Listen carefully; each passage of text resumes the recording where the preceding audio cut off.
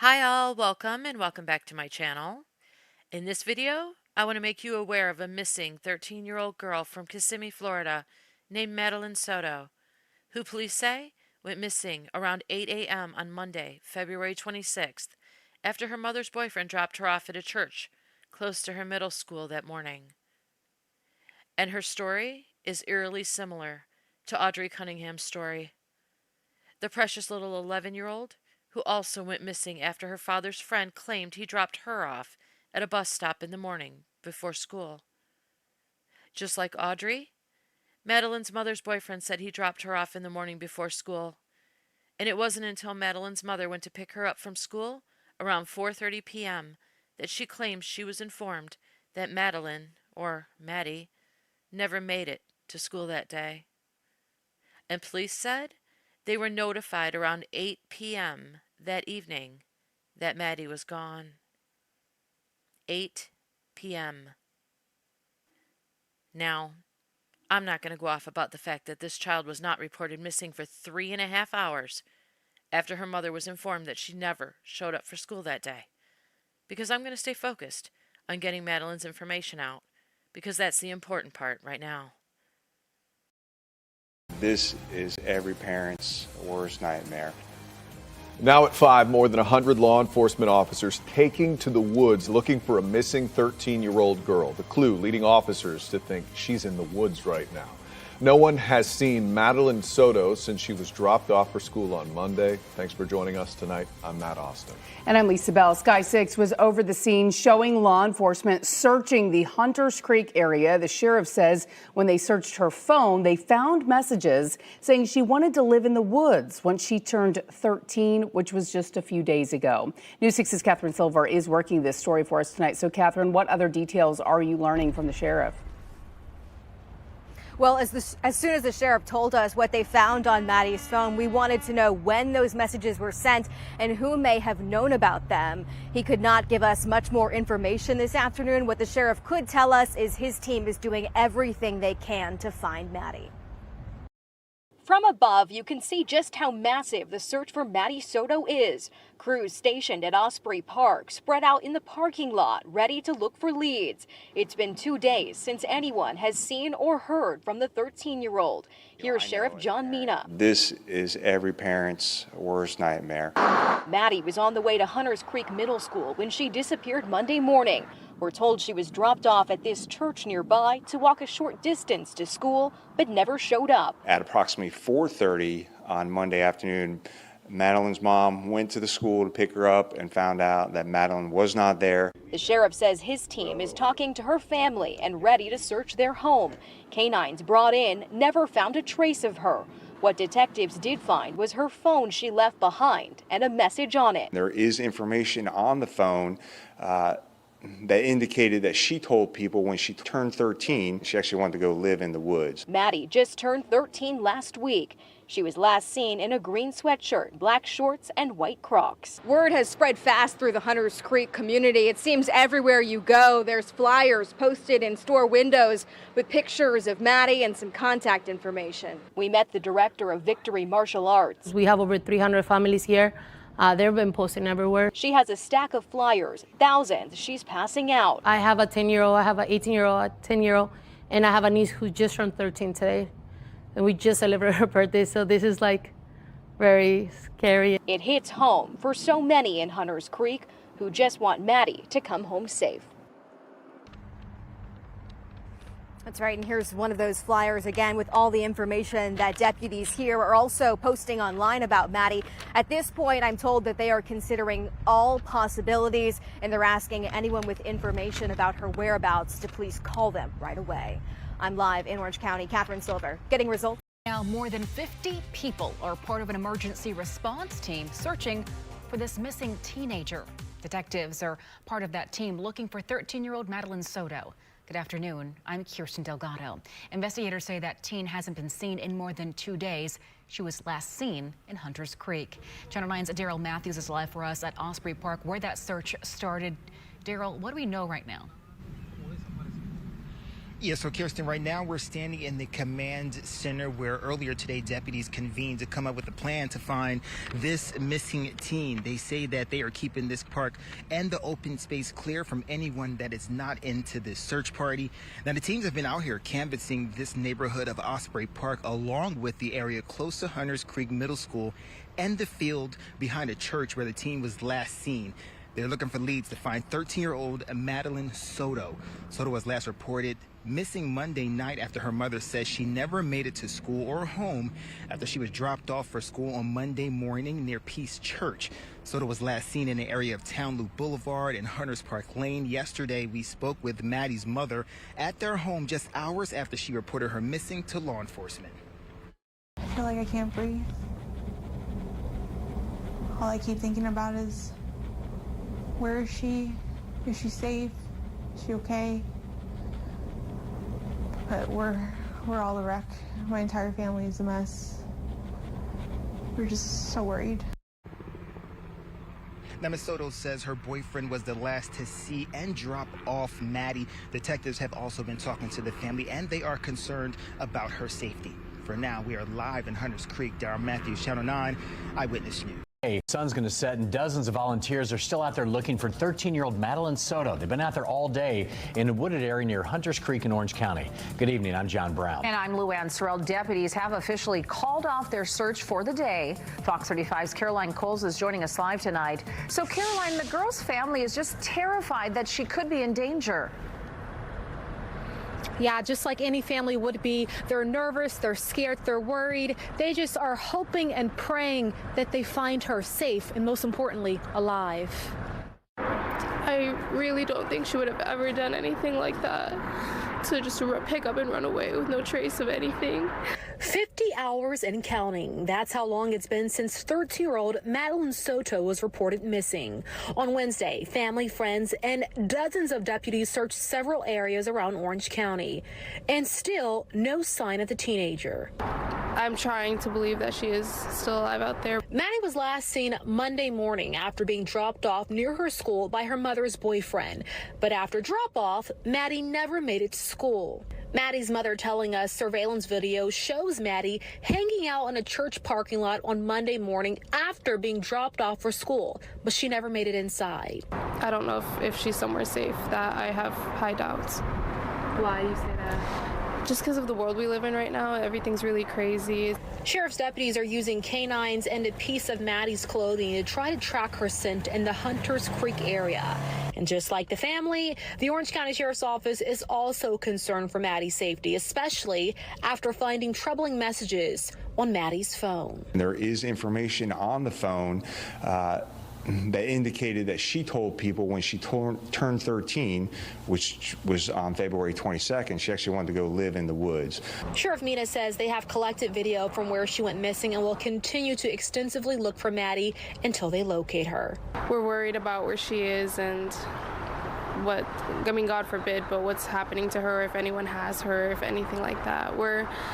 It's gotten to a point where we're hoping that she is with someone that she knows.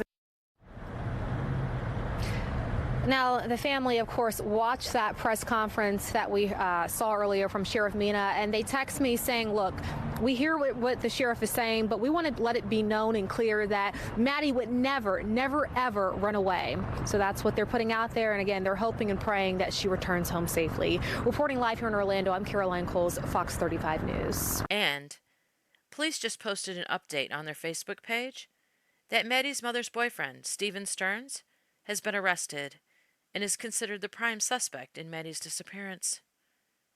Police say when they searched Maddie's home, they found that she left her cell phone at home that day. But when they searched Stephen's phone, they found explicit video and photos of incidents that occurred in their Kissimmee home. So, he's a sick puppy. And police say he was the last person to see Madeline before she disappeared. This is the information they posted. The Orange County Sheriff's Office in Florida posted a major development in the case of missing 13-year-old Madeline Soto.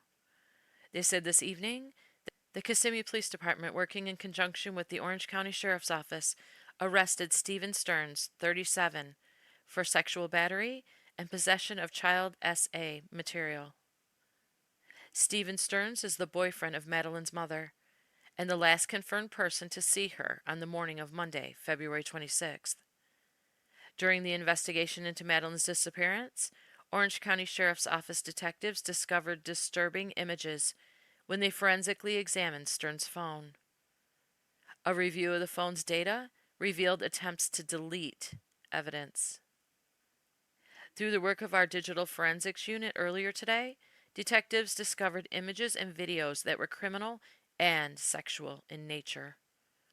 Detectives then were able to determine that those crimes were committed at the family home in Kissimmee, and they immediately notified Kissimmee police. At this time, KPD detectives are the lead on the sexual battery case, working alongside members of our Criminal Investigations Division. OCSO is still actively investigating Madeline's disappearance, and Stearns is considered the prime suspect at this time. This afternoon, Stearns was brought to OCSO Central Operations, where he was interviewed by Kissimmee PD and OCSO detectives. He invoked his right to an attorney and was placed under arrest and transported to jail, where we expect he will be held on no bond. Stephen Stearns had an opportunity tonight to come clean with detectives and help lead them to information about Maddie's disappearance, said Sheriff John Mina. Her loved ones deserve answers, and OCSO and the Kissimmee Police will not stop until we find Maddie. The search for Madeline continues. West 2 News starts now with breaking news. We continue to follow some breaking news. Investigators have made an arrest in the disappearance of a 13-year-old girl. They say Stephen Stearns is the prime suspect in Madeline Soto's disappearance, and he is facing charges of possession of child pornography. Let's get right out now to West 2's Luana Munoz. Luana, what are we learning tonight? You know, all this information is just now coming into our studios this evening, and we are trying to keep up with this developing story tonight. So make sure that you stay with West 2 News. But here's what we know so far. He is, once again, Stephen Stearns. He is, in fact, Madeline's mother's boyfriend. And you can see in the video that we're about to show you, if we're not already, he's being escorted by the Orange County Sheriff's deputies to jail. He is now considered the prime suspect in her disappearance. While searching Madeline's home in Kissimmee, Orange County detectives found disturbing images on his cell phone, and there was evidence that someone tried to delete those images. Sheriff John Mina said that they tried to question Stearns about Madeline's disappearance, but he didn't cooperate and instead asked for an attorney. And I want to show you a quote that we have from Sheriff Mina. He said, Stephen Stearns had the opportunity tonight to come clean with detectives and help lead them to information about Maddie's disappearance.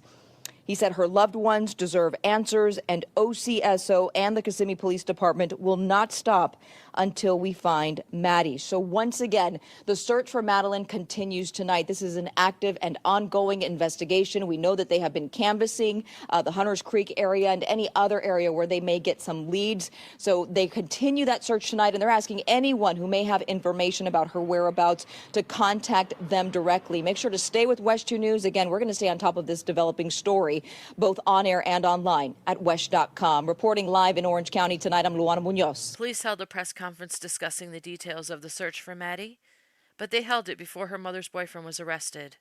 That just occurred an hour or two ago, so you won't hear police discuss it during the press conference that I'll play for you.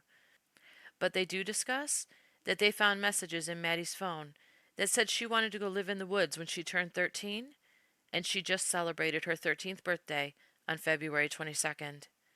So, police are searching a large park and wooded areas just to cover all bases at this point. I hope and pray to God Madeline is okay somewhere. And if you pray, I hope you'll pray along with me. But she's been gone for too long now, and this isn't looking good. Her story is too similar to that of Audrii Cunningham for me. Family friend claims he dropped her off for school, but not at school. Parent finds out after school that she never made it to school. Last person to see her is a sick you-know-what. Madeline needs our prayers, folks, and we need 100,000 times better outcome than we got in Audrii's case. Here's the police press conference with information about the search, but not about the arrest. Thank you so very much for watching. All right. Well, good afternoon. So thank you for being here so we can bring as much attention as possible to the case of missing juvenile Madeline Soto. So let me first start by saying, I know as a parent, this is every parent's worst nightmare. Many of our detectives and deputies who are working the case, they also have children, so they're working extra hard to find Madeline. We can't even imagine the pain and anguish that Madeline's family is going through. But I do want to assure the community that we have well over 100 deputies, detectives, intelligence analysts, and specialized personnel who are investigating this case and searching for Madeline right now. And we will not stop until we find her. So Madeline is 13 years old. She has been missing since 8:30 on Monday morning when mom's boyfriend dropped her off near Hunters Creek Middle School. He dropped her off actually near the Peace United Methodist Church on Town Boulevard. So I'll kind of go through like a timeline of events as we know it. Like I said, mom's boyfriend dropped Madeline off at about 8:30 a.m. on Monday morning, a few blocks away from the school. At approximately 4:30 on Monday afternoon, Madeline's mom went to the school to pick her up and found out that Madeline was not there and had never reported to school. So she never actually entered the school. And so we also learned that Madeline left her phone at home that day. So we were called on Monday evening at approximately 8 p.m. Our patrol deputies went out there, met with Madeline's mom at the school near Hunters Creek to take a report on her missing daughter. So we started the investigation that night, started canvassing the area, looking for any witnesses or surveillance video. So later that evening, while we were doing an investigation, we did obtain an article of Madeline from the house. We called a bloodhound. The bloodhound did an extensive search, which unfortunately did not provide any results about her whereabouts. So our missing persons detectives responded to take over the investigation. So they did interviews with mom's boyfriend, Madeline's friends from school. We were able to access Madeline's phone, and there is information on the phone that indicated that she told people when she turned 13, which was on February 22nd, she actually wanted to go live in the woods. So that was in her phone. And so during the course of the day on Tuesday, detectives and deputies conducted extensive interviews, an extensive canvass. We collected video from the area. And again, conducted interviews with family members. So on yesterday, we distributed flyers in the area near the school. As a matter of fact, Madeline's family had their own flyers. We're also distributing flyers to family and friends and students at the school at the same time. So the house is in Kissimmee, where the family lives, is being held overnight by the Orange County Sheriff's Office and the Kissimmee Police so that we could secure search warrants. This is common practice in cases like this, and those search warrants should be executed today.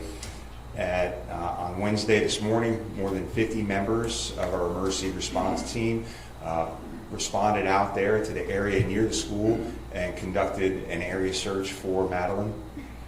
And so we have a command post set up out there at that area. We also have a command post set up here at the Sheriff's Office for the investigative side of it. So, our detectives are continuing to do interviews and follow up on all possible leads. One thing we do in all missing person cases, especially missing juveniles, our sex offender surveillance squad goes out and makes contact with every single sex offender in the area of Madeline's last location. And so, I wish I had some more definitive answers. We just want to keep getting Madeline's picture out there.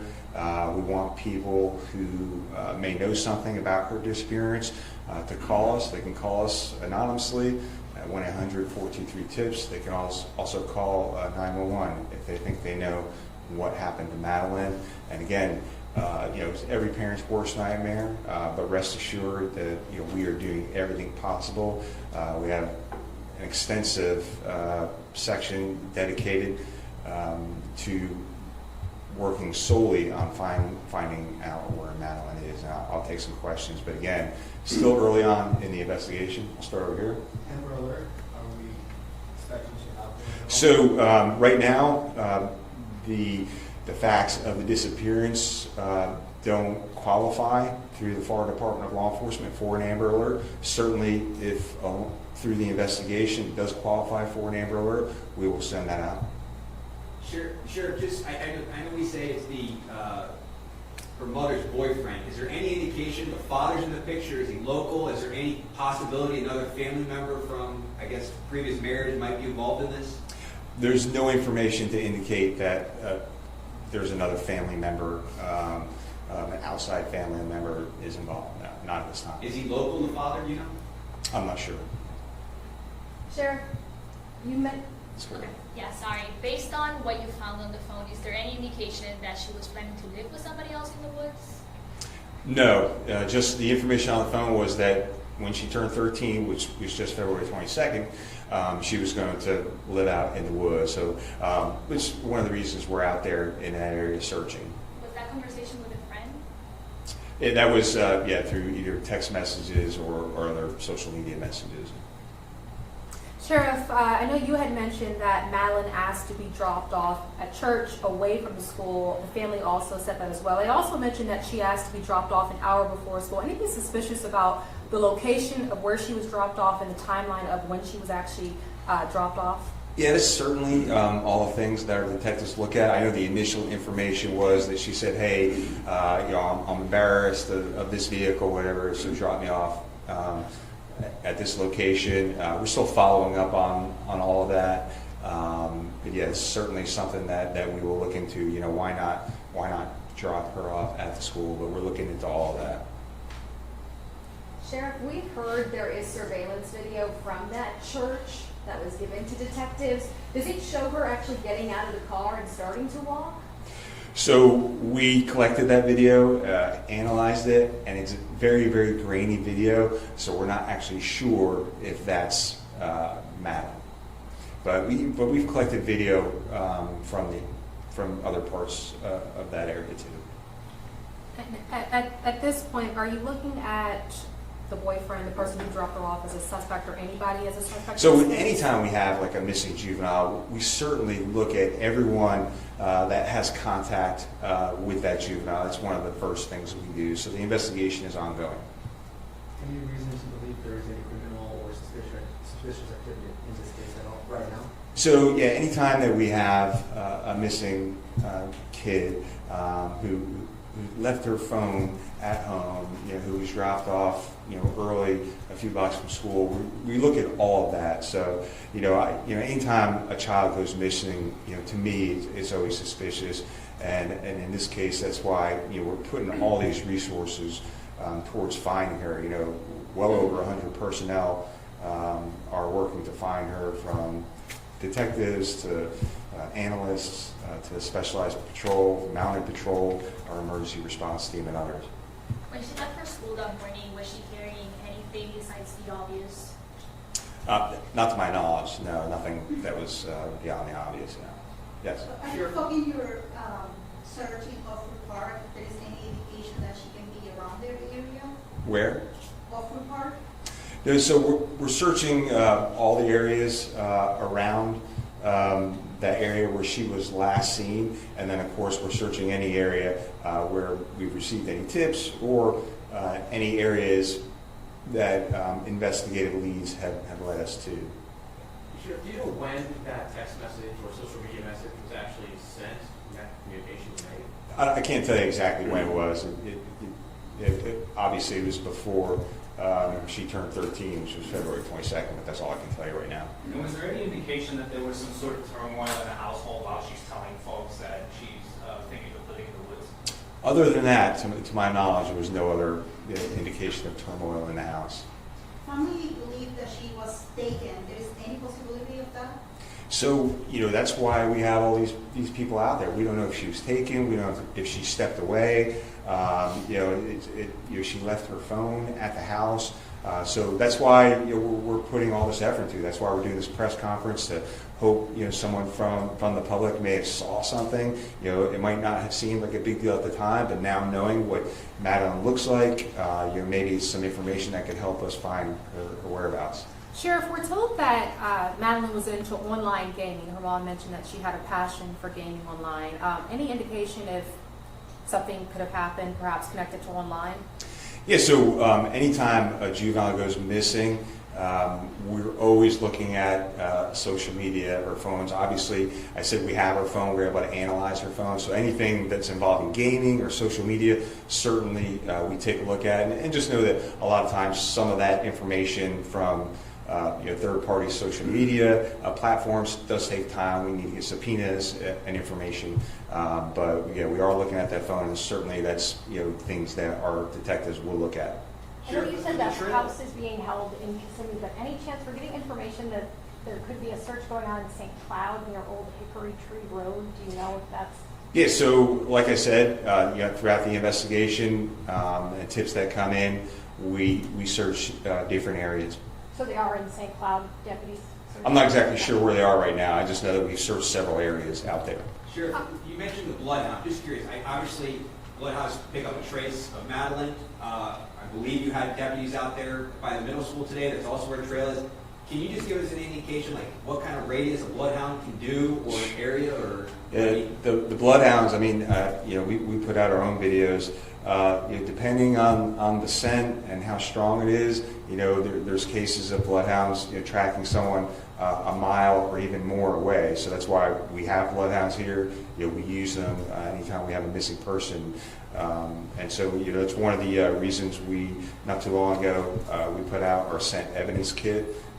If you want to, you can get one of these scent evidence kits. You can put a piece of their clothing or clothing inside this kit, and then if God forbid, someone who's elderly, who maybe has dementia or Alzheimer's, goes missing, we can give the bloodhound, let them sniff that article, and they may be able to take the bloodhound right to it. But they're incredible animals, as you know, and they're very capable of doing those searches. When interviewing the family, last night they referenced the person who dropped Madeline off as the boyfriend. Today they said ex-boyfriend. Can you confirm if it was a boyfriend or ex-boyfriend of the mother?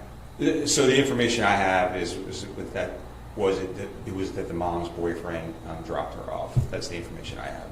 Sheriff, there's a great amount of detective work going on, a great amount of resources at work. Do you have any suspicion about what happened to this little girl? So all I will say is that our detectives are following up on every single lead with the end result of finding Madeline. That's their number one priority. But in investigations like this, they look at everything. Like I said, we interview family members, we locate sex offenders that are in the area, we look at video, we look at everyone's phones, we do search warrants to see if there's any indication in the house. So we do all of that, and it's an extensive investigation. So I said well over 100 people are involved. Sir, what's next now? What happens next? So we're hoping some tips come in that may help us. Again, we're going to continue to look at all the things that we do, license plate readers, video surveillance, cell phone information from everyone, and those are all the things that are going on right now. If we get tips, certainly we will. There's a lot of different areas out there.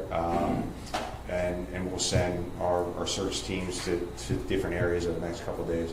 Sheriff, the mom mentioned to us that the daughter has autistic tendencies. Does that change search efforts at all? No, you know, we treat a missing person as a missing person, and I know there's different levels, and people are on the spectrum at different levels. So no, it wouldn't change our investigation. It's just a piece of information that we know, and you know, based on our training of dealing with people who may be on the spectrum, that it's something that we take into consideration about where they might end up, where they might go. Everybody good? Thank you, Sheriff. All right, thank you.